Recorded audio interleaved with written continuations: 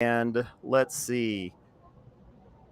The way I look at efforts like this, it's all about getting more attention to the museum ships. Obviously, with the Buffalo Naval Park doing the 2000 watch, they've got quite a following. But as I said a few moments ago, we dragged John Epp, curator of the USS Slater, in here. And by the way, John, congratulations. I saw your channel just crossed 600 subscribers today. Thank you. Yeah, we've gained about 200 or 300 subscribers since January.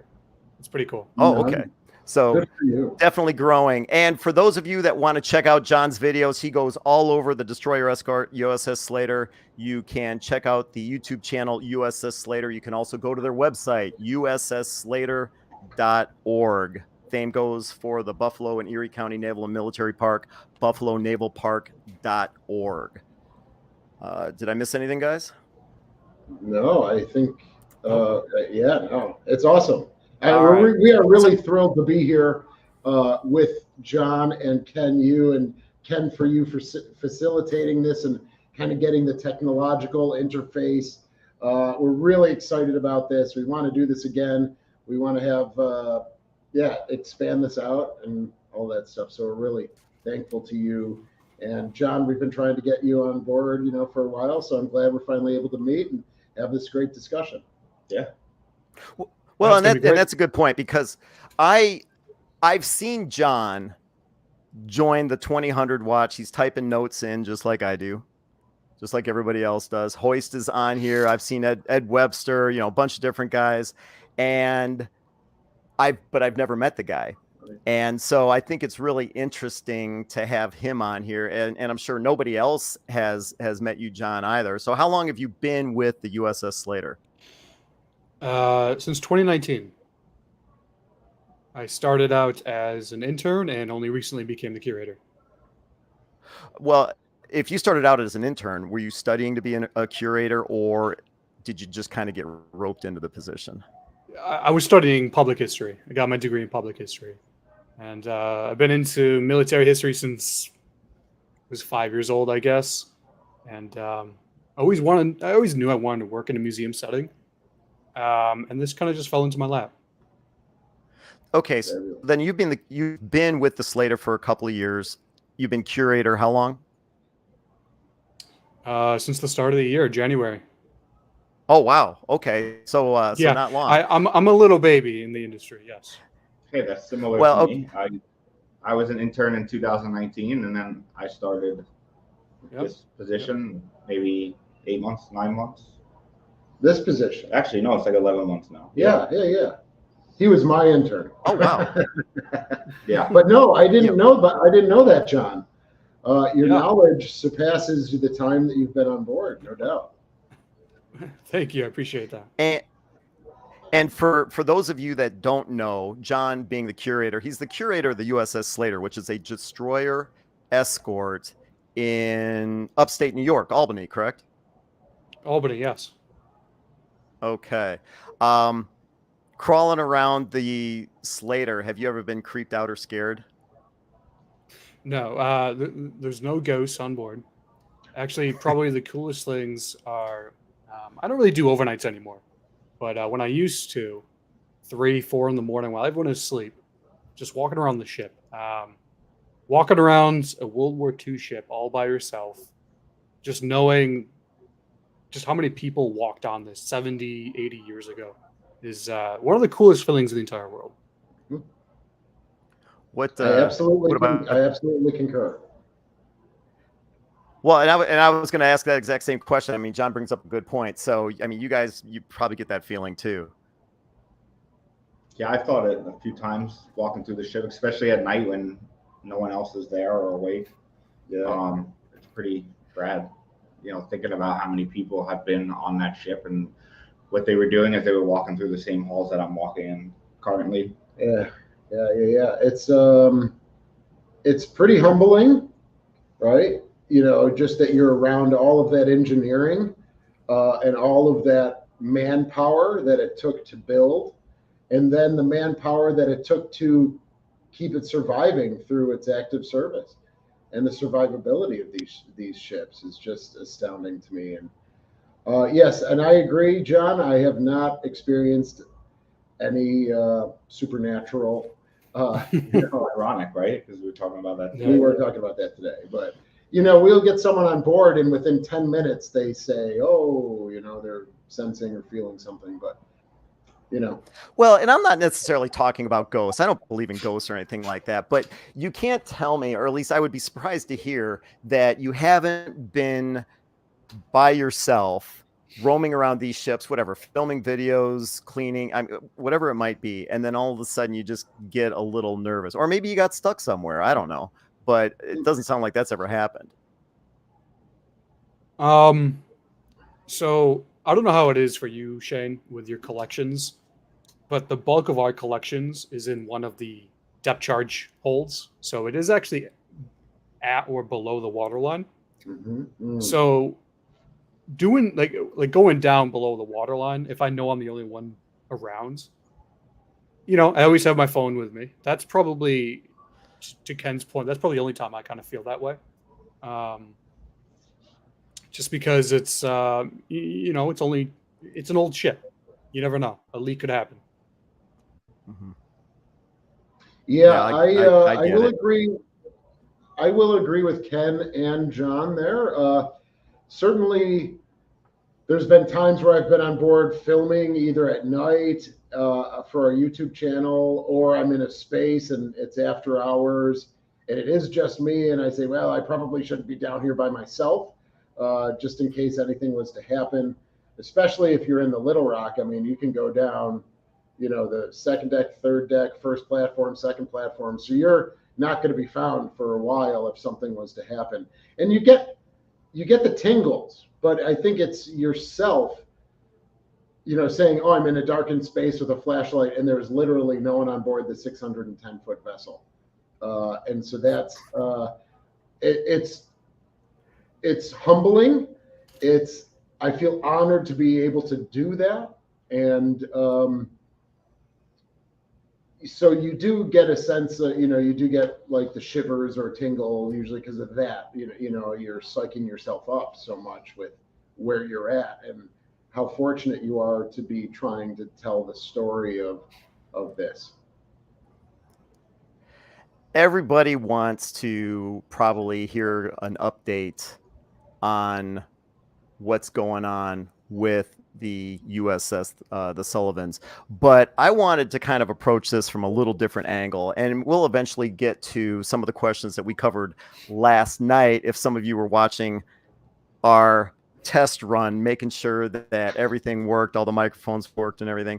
But I had a question for John, and I really wanted to find out what John's thoughts were when it was announced that the USS Sullivans had been taken on water and it finally sunk. How did you finally hear about that news?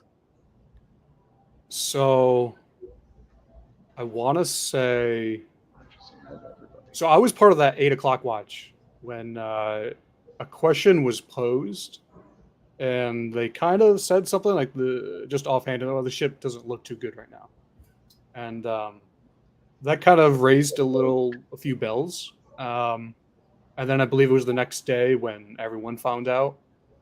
It was probably through social media, Facebook. But my first concern was so the stern there that went underwater, that is where my office is on the Slater. That is where 90% of our entire collections is stored. So I immediately started thinking, well, what would happen if this happened to us? We would lose the bulk of our collection. And then, of course, just seeing over the next few weeks all these photos and videos, it was heart-wrenching, honestly. Everyone at the Slater, we were following it all day. I remember just sitting for a few hours with all the other volunteers, just refreshing our phones, just waiting for updates. Like, I wasn't even doing any work. We were just all glued to social media, basically. Did you feel at all like there was anything you could do, or is it just we're just going to leave those guys alone and they've got their hands full, they don't need us bugging them?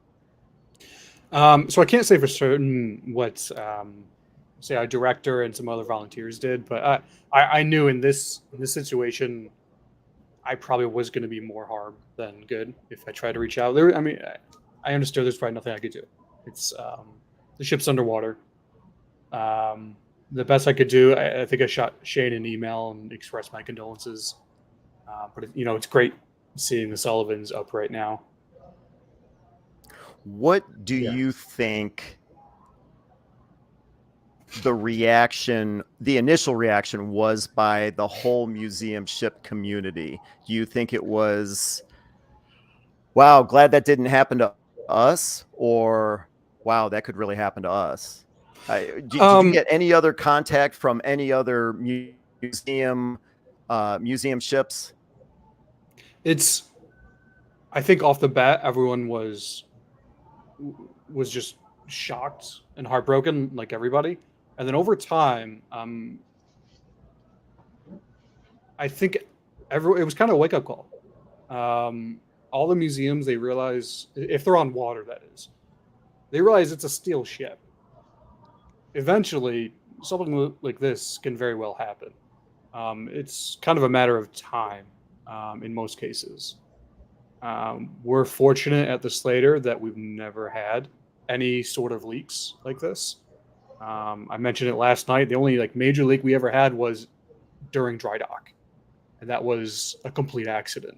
So I think more so the people that aren't in the museum ship industry, they're the ones that were throwing all the hate, all the shade, without understanding just how much money, time, and work goes into just maintaining one vessel. The Buffalo Naval Park, they have 3. We have our hands full with one vessel that's smaller than the Sullivans. So I can't imagine the type of work that they have to do all the time. Well, and Stephen and Shane, when you guys hear that, what it was like from John's seat, have you ever had a conversation with anyone operating another museum ship post the Sullivans being floated again upright? Were you even aware of what was going on John's end, or did you guys just had your hands full and you were oblivious to what was happening in the outside world? So I know one of the first people that reached out to me was the military curator at the Smithsonian American History, and he actually found it by accident. There was something going on that day with something with Russia and Ukraine and some Russian battleship, and as he was looking for that, he came across the Sullivans, and this was maybe 2-3 hours later, and he called my phone, and he was just and he's the military curator, and he worked at a naval museum before he went to the Smithsonian. So I mean, he was on the phone, and what can I do? What do you need? Let me get you guys in contact with this person, that person. So I mean, I guess they're not a naval, they're not a museum ship, but he was very concerned and very, what can I do? And I think we got a lot of that. We got I know. No, go ahead, Shane. I didn't mean to cut you off. No, that's all right. When this happened, it was, from my end, it was like an explosion of outreach, communication. It was unbelievable, just the amount of phone calls and skyrocketing emails that I got. I certainly heard, I would say, from probably about 4 or 5 museum ships that we've met at various HINSA conferences and people that I've just developed professional relationships with. And at that point, it was so overwhelming. People were asking what we can do, and it was just, we don't know, right? We didn't really know what someone could do at that time, but we wanted to capture that passion that people had. And even now, we've set up that volunteer program. We put out that YouTube video, and it was like go, go, go, go, go, and then hurry up and wait kind of thing. There were so many, sorry, I might drill on a little bit about this, but there were so many entities involved so quickly. We had Bidco, we had the TNT Salvage, we had the Coast Guard, we had the Miller Environmental, we had us, we had Buffalo Fire, we had Buffalo Cops, and all of a sudden we have 80 people here every day in the Unified Command post, and it was going at their speed, not our speed. It was going at their speed. And I mean, just walking by the ship every day, I know there's people out there that don't like us, and that's okay. But I mean, it was just horrifying to see that. Well, okay, so let's get into like the current state of things. And again, for those of you just tuning in, yeah, this is a 3-channel crossover. It's the Buffalo Naval Park, it's the USS Slater, and I'm Ken with History X. So all of us are tied together tonight, hopefully bringing the audience from 3 different channels together. And oh, by the way, if you guys have not subscribed to the USS Slater, if you have subscribed to the Buffalo Naval Park, it's one of the simplest yet most effective ways to support these guys, get additional exposure. And for those of you that aren't aware, it eventually brings advertising dollars back to them. So take the time to make sure you click subscribe on the Buffalo Naval Park and on the USS Slater. Go ahead, Shane. So what's the latest news when it comes to, I guess one of your latest videos basically said Bidco, you had them stop the epoxy coating that they were applying. Correct. Yes. So to be as brief as possible, but as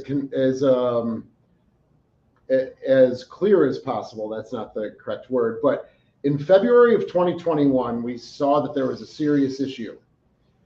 We raised $1 million. We talked to different companies. The plan was to get a protective coating. How do we get a protective coating on the ship, which will allow us to raise the money in the future for dry docking? Unlike other museum ships, we have never had an endowment here at the Buffalo Naval Park.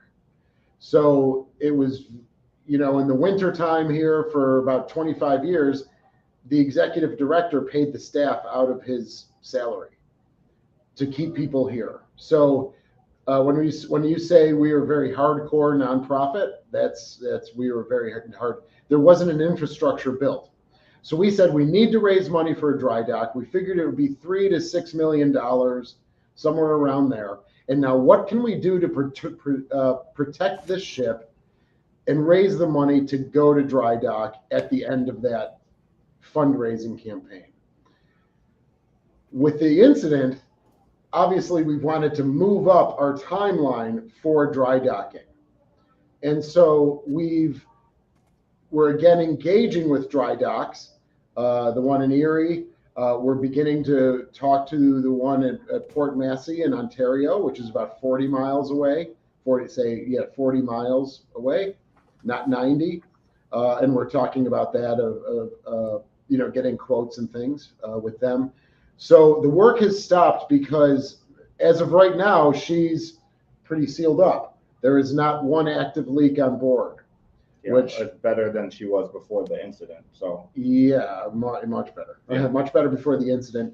And so now what we are doing is we're formulating a winter plan, and we are focusing on a dry dock in 2023 or early 2024. And then if we choose that, then we're going to say, okay, now we've got to raise that money.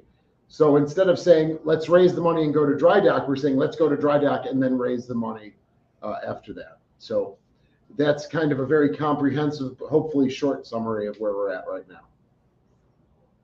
Well, that's one thing I misunderstood. I thought Bidco's work had been terminated prematurely. But what you're saying is, no, everything's sealed up. Everything's great. Now we're trying to figure out what the next steps are. Yeah, we are sealed up in the sense that the epoxy is not on the whole ship, but all of the active holes that we did have are sealed up from the incident. So they have stopped the epoxy work, right? And they've agreed to stop the epoxy work, and it's a mutual decision. So it's not like they've finished the 2-part coating across the whole vessel. They have helped us plug every hole that we had during the incident. Okay, then let me go back to John for a second. Okay, for those that aren't aware, the Slater, the destroyer escort USS Slater, 2 years ago was in dry dock. Before that, it was in dry dock yet again, 2014. So based on what you guys learned of the dry docking of the Slater 2 years ago, what are your thoughts of dry docking the Sullivans? So I wasn't part of the 2014, and the bulk of the planning for the 2020 dry dock was already completed, more or less, by the time I started. So 2014 cost us a little over $1 million. That was hull preservation. We didn't have any leaks, but we realized the ship hadn't been out of the water for many decades. After World War II, we gave the ship to Greece, and they used her for 40 years until 91. And they were going to scrap the ship in the 90s. So we knew up until the 2010s that the hull was probably pretty well pitted and thin. I mean, it's already only 5/8 to 3/8, and then throw in eight decades of water onto that. So that was the main job. We went to dry dock in Staten Island at Cadell's. It was a few month period, and the main job there was to weld an extra layer of steel around the entirety of the ship, around the water, the wind water line, since that is typically where it's going to be impacted the most.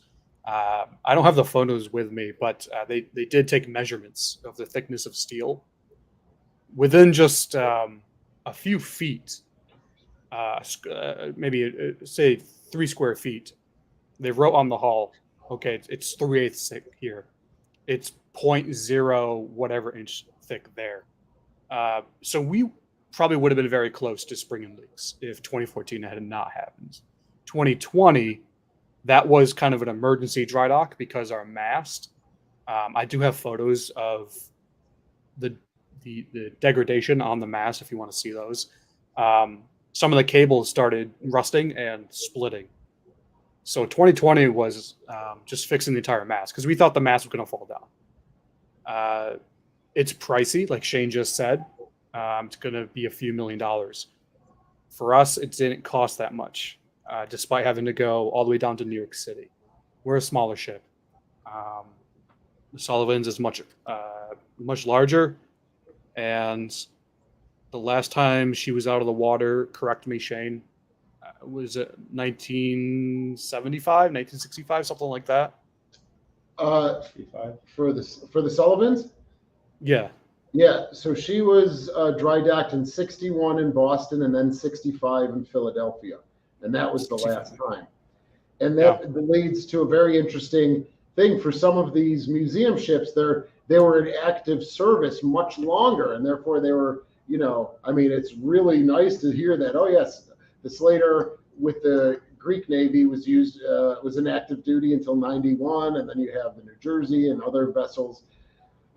For the Sullivan, she was out of service by N65. And, that just even that gap of 20, 30 years can make a lot of difference. Yep.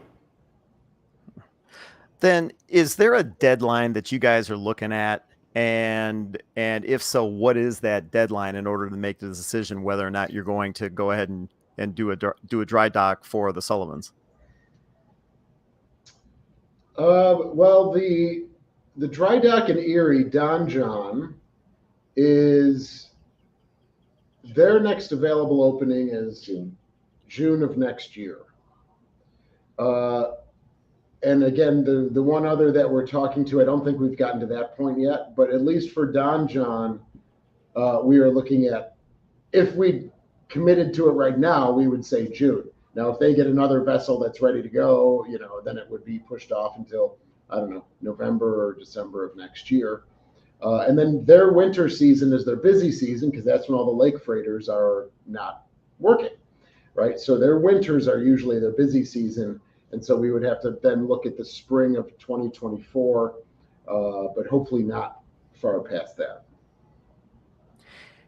And if I'm not mistaken, in order to even get access to, and this is based on one of your videos that you posted, I think not last week, but the week before, in order to get the Sullivans out of where it currently sits, you've got to remove a couple of mooring, what I would call mooring posts or mooring stanchions.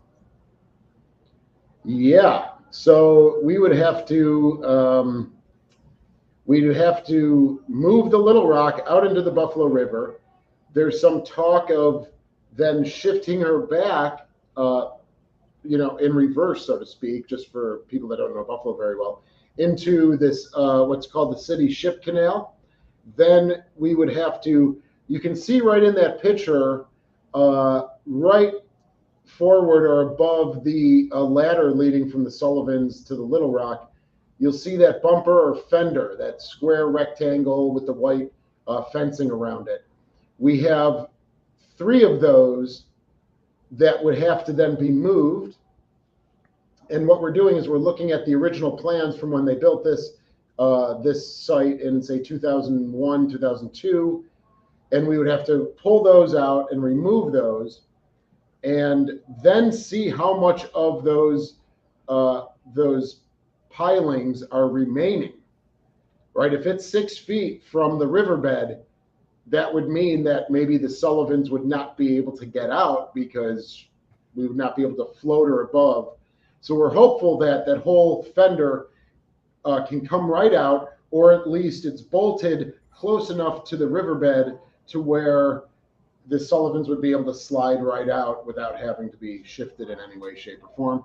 And so then there's 3 others that we would have to think about and do that with as well.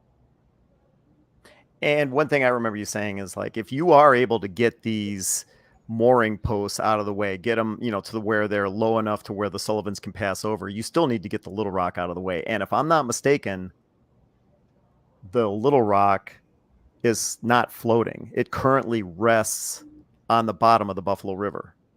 That is pretty true. Yeah, her draft gives, she will float. We do have that video, right? Steven did that wonderful time-lapse video where he sped it up. But so she does float, but what we think, she's sitting in a silty cradle not of blocking or wood, but of silt. And sometimes she'll lift up, she'll move around, and then she'll settle back down there. So yes, we would have to get her in when we have a siege or something come in and raise her up 5-6 feet. She has her rudders, she has her propellers on her still. So yeah, that all adds to the cost. Just to get the Sullivans into dry dock, that adds to the cost. So it's something, that's why we're going to take our time with it, right? And Steven's been involved, and all of the staff has been involved with those discussions to make sure we're making the right decisions here. Well, then let's get Steven involved. So I'm sure you've been scanning a lot of the questions. I mean, are there any questions that people have thrown in here that you want to pull up and address? Did you see any, Shane, that you liked? Well, I'm sure I like them all, I guess, but let's see. Was there one down? Can I ask a question real quick? Yeah, go for it, John. Is there any feasibility to bring a dry dock to the Sullivans?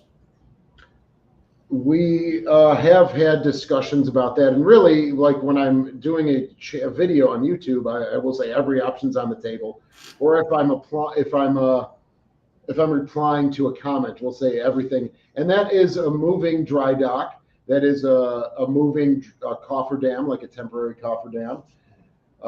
So we've been researching that. What we worry about is, a movable cofferdam is you have a 6 feet by 6 feet something, it attaches through the water pressure to the hull. You drain that out. You have 2 people come in. They could do the work. You move it. It fills up. It doesn't fill up with water, but the water comes back. But as when you get down, that's where the bucket, so to speak, that the people would be working in, loses or breaks its seal. So we might have to, develop maybe a new way of doing that. Sorry about that. This Flying Fortress one? Yeah. someone did answer. Thank you, Flying Fortress. Someone did answer that question. I love Sonny the soccer cat. It's a great. Oh yeah, Sonny did. Thank you, Sonny, for that. Thank you. So that is. We've also kind of talked about just building a cofferdam and draining out the water, like say the New Jersey does. I'm sorry, the North Carolina has. But in her current condition, what we've always worried about that with the Sullivans is that she would not be able to withstand her own weight. And, the buoyancy actually helps her right now in her condition. If we were to set her on land with the weight from the deck houses and superstructures, she might begin to accordion down. Right. And like John said before, I mean, these start at 3/8 before they're deteriorating, 3/8 of an inch. Yeah. So, I mean, yeah, that's another concern for sure. Why? What kind of thicknesses are you guys talking about, or are you seeing now? If it started out at 3/8, what is it? How thin are some of these spots on the hull? We're looking at 1/10 of an inch. Wow. So, I mean, 3/8 of an inch to begin with. Like, to think about, like when I first learned that, it's so thin. It's insane how thin these are. But the reason for that was because they're destroyers, so they can be fast, as opposed to the Little Rock, where it's a much thicker hull. Yeah. Yeah. So each of the ships and the boat has a different issue, so we are trying to address those. And now having all of those entities involved, that's really helped us up our game with doing surveys on the Little Rock and the Croaker, and really rustling up all of this help that we should have had, prior to this, but didn't. So let me shift gears on you guys for a little bit. Still talking about when the Sullivans took on water. John mentioned it a little earlier. Are you still getting the hate comments accusing you guys of, well, you should have done this, or this should have been done? If I would have been there and saw water coming in, I would not have been doing a live broadcast. Are you still hearing comments like that, or have they pretty much gone away? Yeah, I mean, I think they're less now, right? I mean, I guess there was a point where maybe 2 weeks in where it felt like every other comment was something nasty, or you guys should have done this and should have done that. And you can only say so many times, like, look, guys, this is the timeline. There was a lot of, where'd the money go? And, what did we raise all this money for? And it's hard to continually explain it. But we do, and we will continue to, because we feel we owe the public that. I know that as long as I've been here, and like I said before, and like John, since 2019, there's been an effort to fix the Sullivan, to figure out what we're going to do. I can't speak for anything before that. So, I mean, there has been a timeline of things that have happened. But I mean, these things don't happen overnight. So, but back to your question, yeah, sure, we still get things here and there. And like, that's really on social media. I mean, like, to my face, nobody's really said anything, but they will ask questions a certain way, like, well, could this have been done, or could that have been done? And, we just have to keep giving our honest answers. I mean, we've been pretty straightforward and honest from the beginning. I think I agree. And I think that people are amazed at the amount of access that we've given, right? With the updates and things like that on our YouTube and just our live sessions. So we put ourselves out there for a reason. There have been a couple people that have been very vitriolic towards myself personally.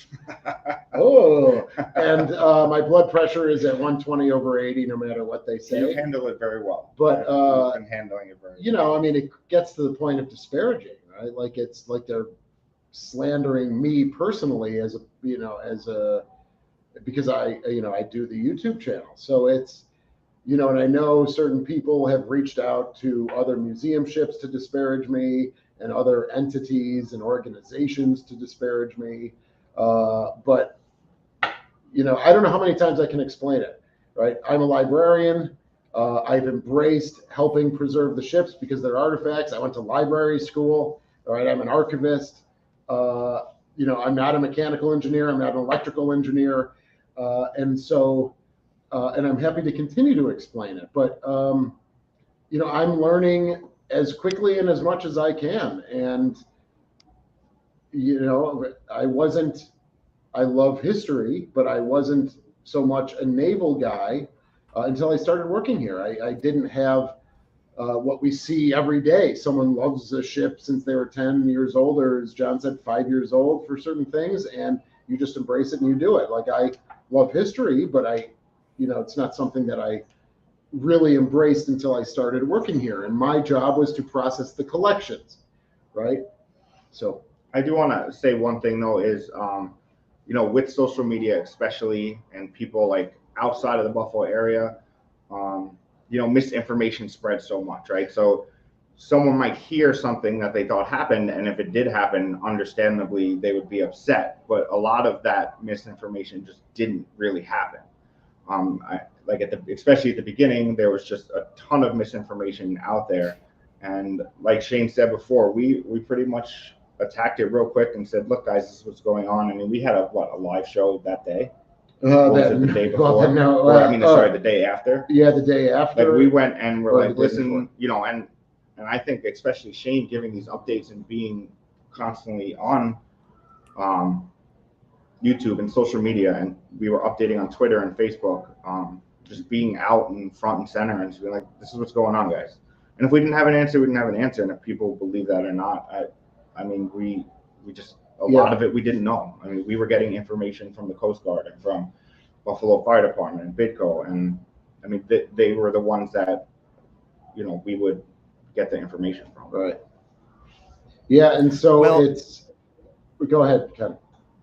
Well, I was just going to say, actually, first, I'm, sorry for interrupting, but there was actually a question that related to,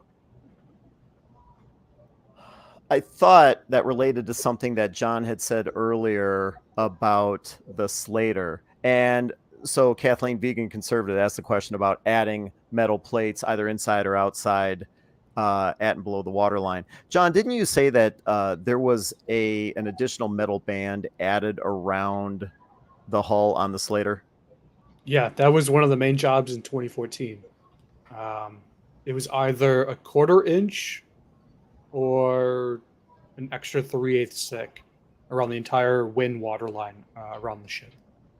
So yeah, that is certainly possible, but you can't do that unless you get the ship to dry dock. So, and the other part of that, inside the ship, you got all the framing. It'd be a mess. You got to go to dry dock for something like that. Yeah, I absolutely agree. Some people have asked us, and I don't know, John, if you've gotten this question, and you probably don't have to think about it for another 5 or 10 years, but can't you just weld steel plates on underwater, and like instead of BIDCO putting this epoxy on, right? And that was one of the things we talked with BIDCO about, is just welding metal plates underwater. And, you need to have, very strong steel underneath it that you're welding to. And they were saying, in certain areas that would need it, there's not enough metal to weld to. So that's why John said it's a dry dock. And that's kind of what happened in the first place, right? With the 4-foot gash, right? There was just a lot of degradation in one area where they eventually just connected to each other. Yeah. Water pressure can do that. Even just water pressure can do that. Changes in water pressure and temperature and things. And the Buffalo River moves quite a bit. It does, especially around the springtime. Well, so the good news is the Sullivans is upright. It's floating. You guys are now at the point where you are bringing items off, or you're trying to preserve items that were wet and damaged. So things are moving forward, and you still have half the summer to go is going to be the schedule now? Just continue to pull items off the ship? Yeah, and I mentioned M&T too. yes. No, that's right. We should keep that in our head. Yes, I'm sorry. Sidebarring here, everybody. So all of the artifacts are pulled off of the Sullivans. I'm working very closely with the conservator. We have I did a video of that, but it's looking, of the space, it's looking much better than that. We have tables with stations on them. This is going to go here. This is going to go here. We are ready to start the work next weekend. And she feels very confident that most of the material that was on board will be able to be preserved. And I feel that way as well. I totally agree with her regarding the artifacts. For John, I did not know that your collections are in the fantail. Yes. I would certainly recommend something that I learned. It's a little too late for me now because I have a research library area set up on the Little Rock, but to maybe consider, if it's feasible, moving the collections into the reefer, because that is like a very solid, what's the word? Like isolated area. It's almost like a safe. Yeah. It's thank you. Yeah. It's almost like a safe. So if that area is, ours is underneath the mess deck, there's a hatch that goes right down. I don't know if it's right there on the Slater, but it is. Mess deck. Yep. Maybe that's something to think about. It would be a large project, no doubt about it. But if the cooler doors are still working and things like that, you could just get electrified. If it's not, it's isolated. It's like a safe. It would be, it would be something to think about. Yeah. Did you have? No, I was asked that. I'm sorry. Answering the question. Yeah. So 3 in the United States, 1 in Greece, but it has been answered many times. Okay. But we did have. And if the original question, or if the question was like, how many Fletchers were actually made, isn't the number like 175? It is. We'll ask John how many DEs were constructed. Okay, let me go. Let's go back though. How many total? Okay, you got Fletcher's, Gearing, and what's the other one? My brain. So, how many destroyers total were built during the war? Do you know? Not counting destroyer escorts. Built during the war, I don't know offhand, but I'm going to try to give you guys an educated guess. I would say maybe 175 plus 70 is 250, maybe 400. Okay. I'm trying to. So destroyer escorts built 563 from 43 into 46. They wanted to build 1,000 of them, but the war ended. So, man, worldwide there are, from World War II, that is, 6 left in the world, I believe. Yeah, that's. Go ahead, Ken, please. Oh, I was just gonna say, okay, so the Buffalo Naval Park has the USS Sullivans Fletcher class destroyer. Obviously, the USS Slater has the USS Slater destroyer escort. I can't help but wonder, when it comes to the museum ship community, and I know we're getting a little bit away from the latest status of the USS Sullivans, but I think we talked about it enough. So from an outsider like me, I just can't help but wonder, when it comes to the museum ship community, you've got the cool kids at the table, the aircraft carriers and the battleships, that type of thing. Where does the Fletcher class destroyers, or where do the Fletcher class destroyers, where do the USS Slaters fit into that whole discussion? Do you guys feel like there's a tier system? Like I said, the cool kids at the table, and then there's you guys, or do you feel like you're part of the community? How does that work? We do get a lot of questions of like, how come we can't get an aircraft carrier here? And Paul, our CEO, actually, him and I are working on a graph to show the sizes of, what the Sullivans looks like next to an aircraft carrier, but also, right, sure. What is it?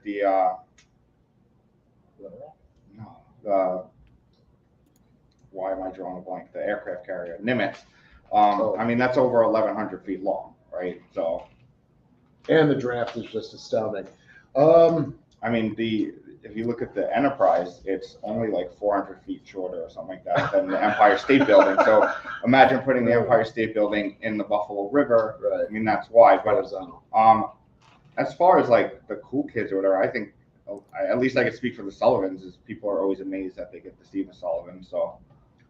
Yes. Well, you're not going to get any argument from me that, the Sullivans or the Slater, I mean, those are great ships, but I'm just wondering, again, from an outsider's perspective, what is it like when you guys go to your yearly meetings, museum ship community meetings? I think you said the next one's coming up. That's going to be on the Missouri and Pearl Harbor.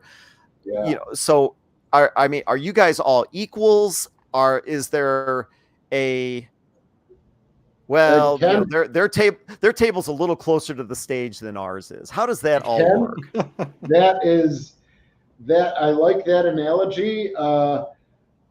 There is absolutely a tiered system in HINZA, right? And it doesn't mean that that's wrong or I'm being a critique of how HINZA is set up, because it's not set up like that. It just naturally happens. So it's not based on the importance or the history of the ship. It's based on the size of the museum or the naval park itself. And I think I think funding comes into that too. Oh yeah, I mean, not every museum ship is a 501c3. There are like federally owned parks, right, and state owned. Yeah, absolutely. The Cass and Young is a National Park Service. And so then you get varying degrees of interest. But let's take the Midway or the Intrepid. Those are places that have 200, 300 staff, and their budgets are $35-36 million they rake in a year. And then you have places like the Slater and the Cod and us and Silversides. And so I think there's just a natural delineation and a tiered system that comes from that. But you can also see it by location too, right? So the Intrepid's in New York City, New Jersey's in Philadelphia area. Yeah. So I mean, these are bigger cities, and then you mentioned like the Cod. So you're talking Cleveland, Buffalo, or Rust Belt cities, or Albany.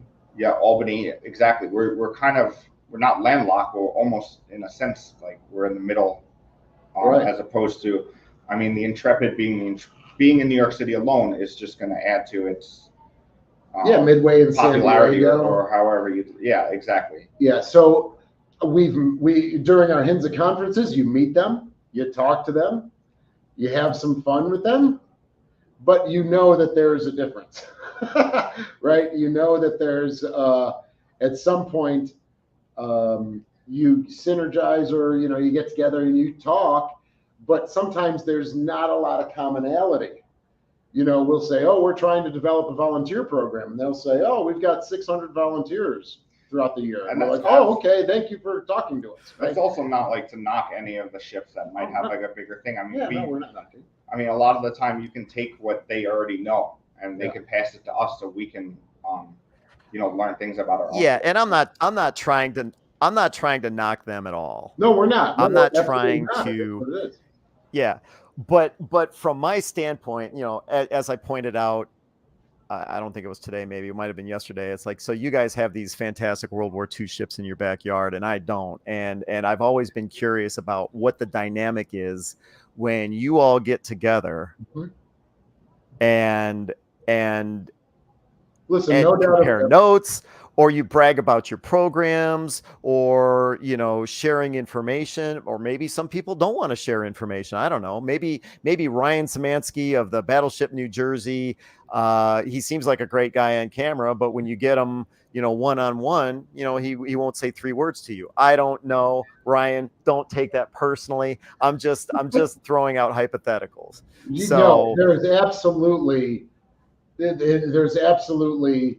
delineation, and I don't blame anyone. I don't say, look at those guys sitting at the midway over there at that table, but it comes down to the commonality of concerns or programming.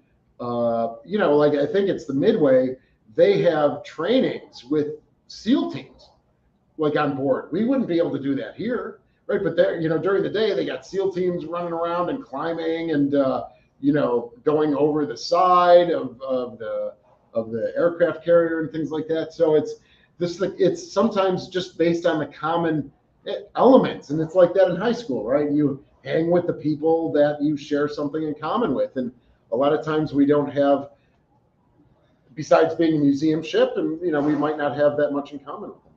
So I haven't been, this will be my first conference when I go this year. But I have spoken to, so we do an overnight encampment on the Little Rock. And I've reached out to other ships, and I could say that I did reach out to the Intrepid.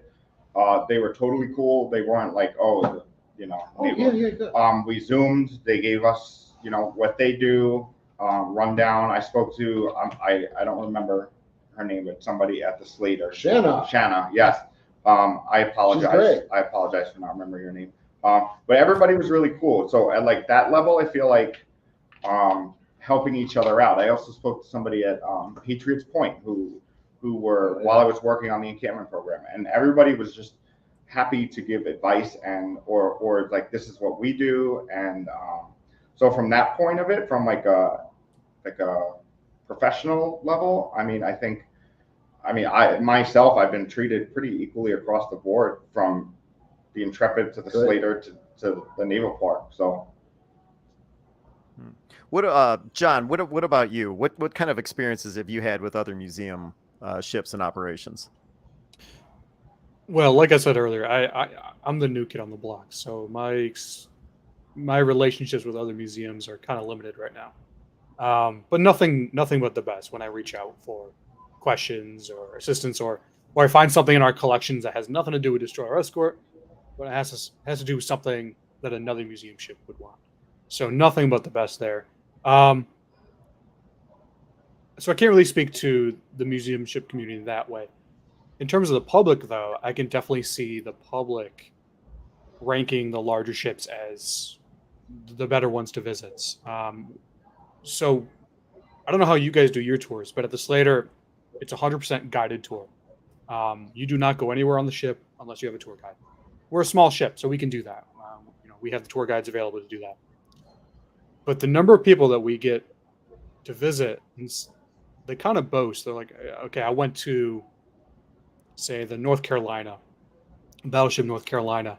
I got to walk around the entire ship on myself. Why can't I do that here? Things like that. So the small ships are definitely ranked a little bit lower, I think, in the public's mind, unless they definitely know the history. But I kind of like that, honestly, especially on destroyer escorts in World War II. Those sailors, when they realize they're serving on this small little thing that you kind of just push off to the side with your hand, compared to a battleship, they took that was pride to them. So we definitely feel that way at the Slater. And I think probably Shane and Steven and all you folks at the Sullivans, you probably feel the same. It's kind of nice being a small ship. No, you make a good point of being a small ship too, because even the Little Rock being such a big ship, but it is a small ship. It's not a very well-known ship. So we have people we have like a freeway through whatever, the Skyway that passes like right over the park essentially. And we have people that were on the Little Rock or on the Sullivans that are driving over that to get to Canada or wherever they're going, and they're like, that's my ship. So it's like we definitely you're right. As we are smaller ships, people might not even know they exist. But if they knew they existed, they didn't know that they were museum ships. But that's nice because there are, people might not have ever heard of the Little Rock or the Sullivans, and then they come and they love it. There's so yeah, sometimes it's nice. And we have a saying here in Buffalo: "Keep Buffalo secret." So yeah, I don't know the origins of that, but yeah, unlike the Slater, we do have guided tours, but most of our tours are unguided. So it's up to the docents that we have and the staff. We are walking around, and then people have questions because they see our shirts or something. So it's engaging people at the level. The Cobia in Manitowoc also is only guided, and again, that's one submarine, so that's a little easier to do infrastructure wise. I would love to do guided tours here, only exclusively guided tours, but to build that program would be probably difficult for 3 ships. Yeah. So we. Yeah, go ahead. I'm sorry to interrupt you, Shane. It's just before I forget. So when the Slater came to Albany, we were in New York City with the Intrepid from like 94 to 97. The photos looking at a destroyer escort up against the carrier, it's hilarious to see. But so our first full season was 98. So it's actually our 25th season this year. And we had no idea what we were going to do with tours, because they were kind of self-guided tours. We had docents just sitting in certain places of the ship, and then you could ask them questions, and then just you walk through. But basically, we started, if someone was interested, just showed a little bit of interest, we kind of like threw them a volunteer application, said, "Here, become a docent," and it's worked out very well for us. Some of the longest volunteers started in 98, 97. 94 in New York, and they just stuck it out. Isn't that great? I mean, yeah, and again, awesome. that gets to the relative newness of some ships. Learning from places like us and older. I mean, we've been open since 79. The ships came here in 77. Back then it was just kind of a free-for-all. I mean, we had a board of directors, we had our 501c3 set up, but I mean, it was just a different life back then, and it's much more not regimented, but regulated. Oh, that's the word. It's much more regulated now. I mean, we were throwing Bofors around and Oerlikons around like it was nobody's business back then. I'll give you this torpedo tube if you give me a twin mount Oerlikon. It was just much more unregulated back then, and I think the newer ships have learned from that a little bit, from maybe the whirling 80s, so to speak. But so it's and I mean, I went to school for museum studies, and like for me, as going for history, we might see it a little differently, but a lot of the classes that I took were how to run a museum law. I mean, it's a business, and I might not see it as a business because of my love for history, but it is, and it has to be run like a business, because I mean, otherwise it'll fail. Yeah, I mean, so you try to try to balance that, right, with the amount of events you have on board versus how much money comes in, and the visitor experience is really important to me, and having that guided tour is the best experience that a visitor could have. Well, guys, I hate to say it, we are just about out of time. We only got a couple minutes left. All right. With that being said, all of you guys out there watching this, let us know if this worked for you, this crossover channel. We're talking about doing this in another month or so, but you know what? It doesn't matter unless you guys find it interesting. So leave comments with the YouTube channel. Let us know if this works for you.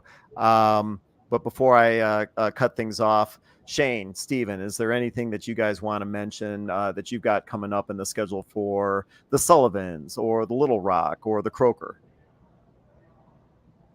want to mention this.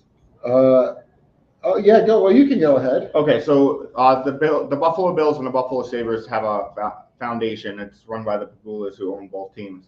It's called Give 716, and basically what it is cultural institutions and charities. They raise money for those. So they have a website called give716.org, and you can pick the charity that or institution or whatever that you want to donate to. So they give us these shirts that are definitely too small on me.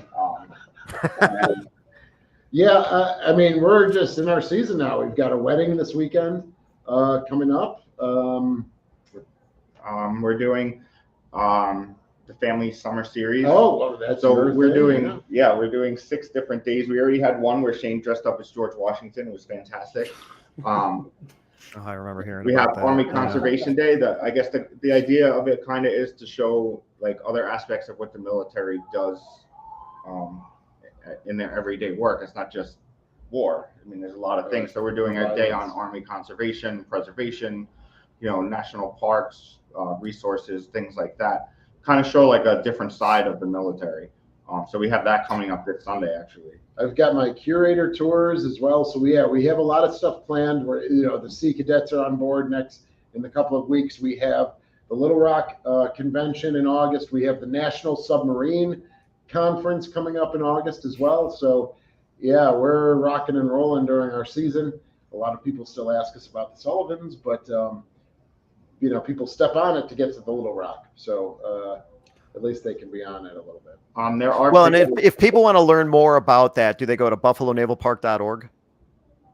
Yeah, or you can follow our socials. Yeah. If you do want to see a picture of Shane as George Washington, there is one on our Twitter account. So I know a couple people were asking where they could see that. Oh my God.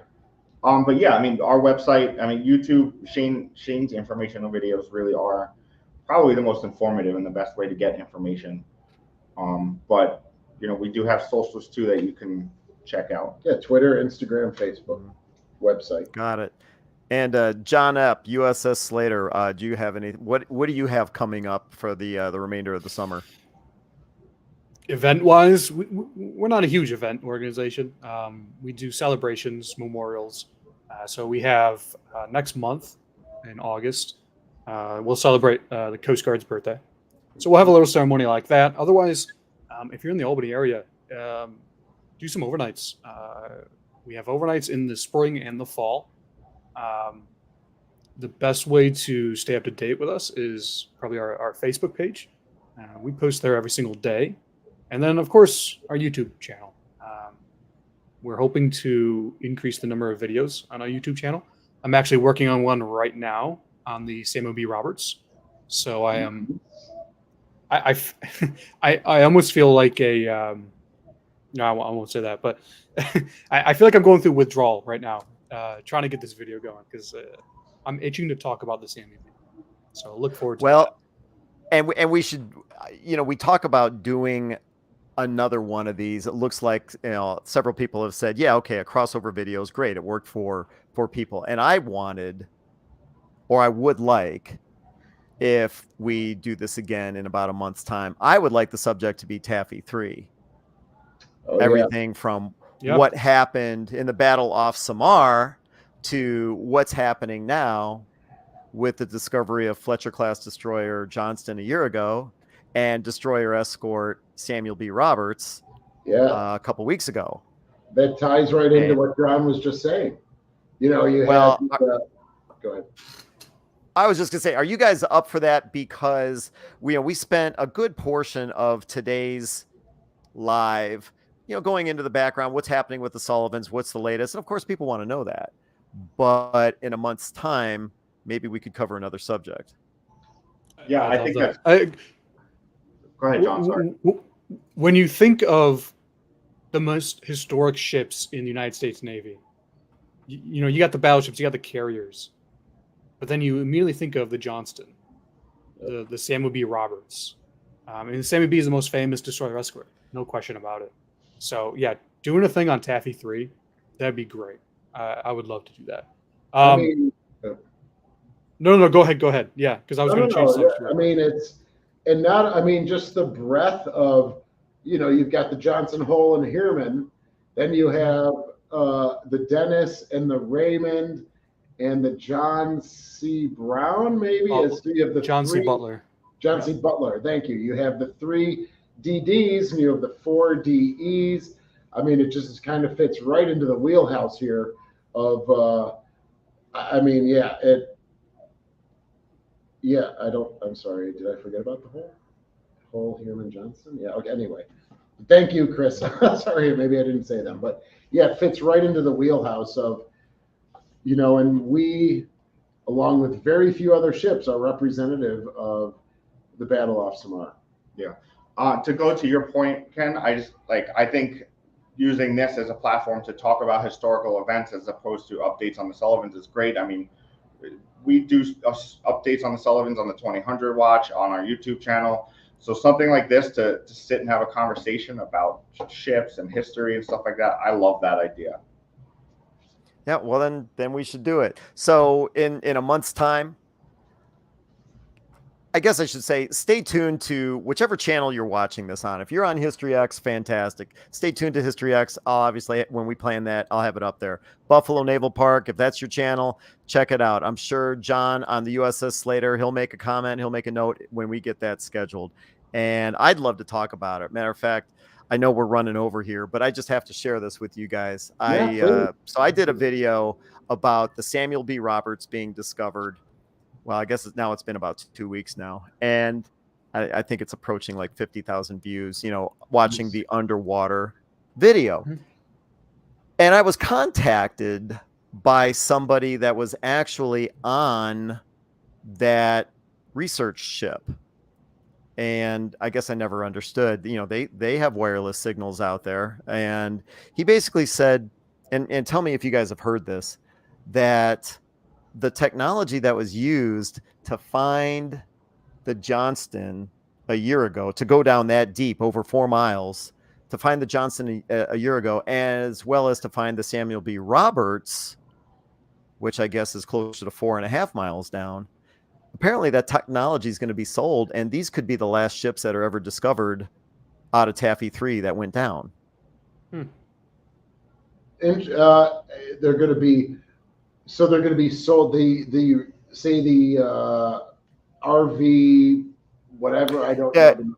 It wasn't an ROV. They went down in a deep diving submersible called, I forget what it's called. It's something Latitudes. Anyway, so apparently there was discussions about Victor Vescovo, who discovered both of these vessels, is actually going to sell the technology to a mineral exploration and research company that has no interest in looking for World War II wrecks. They want to actually use the technology to, look for other sources of minerals. And that whole notion made me sad. If somebody knows about that, either a subscriber or anybody, I'd love to hear more information about that, because I just love learning how these wrecks are discovered, where they're discovered, seeing imagery of it, seeing how the Johnston was discovered relatively intact. The Samuel B. Roberts, it was a little crunched up and split in half, but still the pieces were, relatively close together. Great images, and I just really enjoy seeing these great ships rediscovered. And I'd hate to think that they, the Gambier Bay. I'd love to see the Gambier Bay, get discovered, but this could be the last. So if somebody knows about that, I'd love to hear some comments or find out. Maybe I'm wrong. Maybe they aren't going to sell the technology, but that's the last thing that I heard. Interesting. Well, that's great that it's gotten that many views and that you've actually heard from, someone on the RV itself, that on the research vessel. That really is a testament to the work that you put in. And for John, I think the guy's name was Parks. I think his name was like Parks Stevenson or something like that. I'm not 100% sure, but I'll have to go back. He was their he was their historian. Oh, so okay, so you're aware of the guy. And your name be Parks. He was our at our fundraiser last year. He was our keynote speaker. Okay, all right. I will find the message I received from him. I'll post it, and then you guys can draw your conclusions, figure out, hopefully there will be another ship found. Like I said, I'd like to see the Gambier Bay, the Hull. I'd love to see those ships rediscovered. Well, all right. So now we've gone way over time. Hey, Ken, before you guys can I give a quick shout out? Yeah, go ahead. Been in the comments here. So this guy right here. Who's that? So this is James. He's the guy that just started last September, I believe it was. He's the one every week, every Monday. His entire job is just going in the engine rooms and cleaning the bilges. That is his entire thing. And sounds like they're going to get the 8-cylinder going again this summer. It still works. So there will be a video on that. But I felt like I needed to give him a shout out because he is doing probably the most important work out of anyone right now on the ship, cleaning the bilges. Yeah. Ships rust from the inside out. Yeah. And you guys are paying him how much? Well, tell you what, after this video, we'll triple his salary. Well, but that's the point I'm trying to make. In other words, James is totally doing this volunteer. 100%. And that's a testament to the love or the passion that one might have when it comes to World War II ships, vessels. And it doesn't even have to be a warship. When I think about something like the Jeremiah O'Brien in San Francisco, I mean, again, those volunteers are just amazing. So anytime I hear stories about, or watching some of your videos, John, of rewelding a hatch door, I understand that's all volunteer, correct? Yep. We have our director, Tim Rosito. He is pretty well known in the museum ship community, from my understanding. He's been doing this since the 70s. And we have Shanna, who Shane and Steven have worked with a little bit. And then you have myself, and then we have a business manager. Everything else, 100% volunteer. And then we do have interns as well that do tours. Nice. Yeah, I'd like to say hi to James too. That's great. He's been pretty active here, and we have not engaged with him prior. So thanks for pointing him out, John. And James, best of luck to you, man. Build awesome. That's great. That's really cool. Yeah, and we are looking to do that here. We had not really built a sustainable volunteer program here, but we are working on it now. What did you want to mention? Oh, John, I'm sorry. This is something I thought about last night, and I said, Shane, you better try to remember.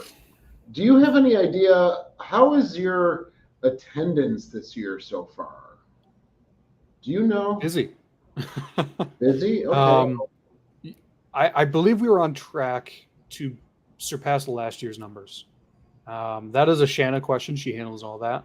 Understood. But, so last July, so July 2021 was our busiest July ever in 25 years.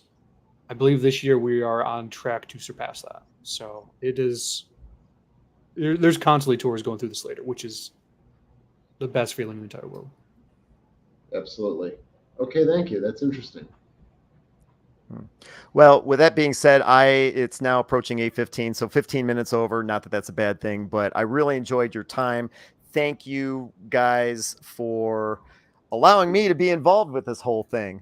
Can I just answer 813 Riggs question there? Sorry, thanks for coming in under the wire. What do you got? Sorry, Ken, thank you. So the condition of our radio rooms, both our primary and secondary, were pretty good. The only thing that we had were the shifting of the equipment due to the list. So there was no water incursion there. There was no oil incursion in either the secondary or the primary radio room. So it was just, some equipment hit the deck, so to speak. So we've picked all of that stuff up. I'm working with a guy from our YouTube channel named Kirk, who's going to be coming in and electrifying all of our radio rooms on the Croker and the Sullivans. The Little Rock has been kind of cannibalized a little too much, but so that's the condition of ours right there. And so I just wanted to reach out. Thank you. Thanks. Oh, yeah, no problem. Ken, do we have a name yet? Oh yeah, the name of the show. Oh boy. I was thinking about it. I can't remember which one Chris suggested, if it was Tin Can Talk or Museum Ship Mafia. I kind of like them both. Oh yeah, we got okay. So we still got 49 or 50. We need if we're gonna do this again, and I hope we do. Talk about Taffy 3 in a month. We're gonna need a name for this effort that we're putting together, this crossover. And yesterday, and by the way, if you guys still watching didn't have a chance to tune in yesterday, it was last minute. We had to test some things, make sure that our microphones worked. I brought a ton of echo to the table that needed to be worked out. Anyway, there were people watching that. Now I noticed that the Buffalo Naval Park and the USS Slater both deleted those videos. However, ours is still up there actually. Ours is still up. I looked, I didn't see it there, but it's definitely up on History X. So if you want to see us kicking this around last night, and it's up on History X. It's like why would I take it down? You know, seeing us behind the scenes, you know, that gives somebody an idea as to what we're trying to pull together to help you learn some history. So with that being said, doing this again, yeah, we last night so a couple ideas got thrown out. I had written down Tin Can Talk and Museum Ship Mafia. Were there any others worth considering? Yeah, I'd just love to hear what people have to say about it, either in the comments when this goes, you know, because this will then just go right into our YouTube video, and so people will be watching, you know, after the fact. And, you know, they can leave comments in all three of our channels or, you know, to see if they have any ideas. I like them both, too. It's got to be something really cool, though. I don't know. I'm kind of really digging the Ship Mafia. Maybe it's just maybe it's the connection to Buffalo, but Built Mafia. Okay, Shane. Yeah. All right. I kind of like that one too. We'll kick it around. We'll come up with something, and when the time comes to announce us getting back together for another talk, I'm sure we'll have the name figured out by then. Anything else you guys need to throw out there? Go to bed, Cash. Right. Yeah. Go to bed, Cash. All right. My name is Ken Stano with History X. Thanks for watching us pull all this together. When it comes to visiting John Epp at the USS Slater, please check out ussslater.org. You already heard a lot of the stuff that they've got going on around there, guided tours, who wouldn't want to take part in that. And then, of course, the Buffalo and Erie County Naval and Military Park. Normally, this is their time to do their 2000 watch on their YouTube channel. Please check them out, buffalonavalpark.org. And finally, if you guys have not... Let's not forget Ken and your channel as well. You know, the Keybird, all that work that you do, promote. You know, I mean, we'd love to have you guys check out History X for a lot of the aviation and Navy stuff. But most importantly, if you haven't already done so, subscribe to the Buffalo Naval Park's YouTube channel, subscribe to the USS Slater, and, you know, I just want to see you guys keep growing. Thank you, John. Thank you, John, and thank you, Ken. Thank you. Yeah, all right, guys. This was a blast. Yeah. So I'm gonna shut it down. Everyone have a great night, and that's gonna be the end of that.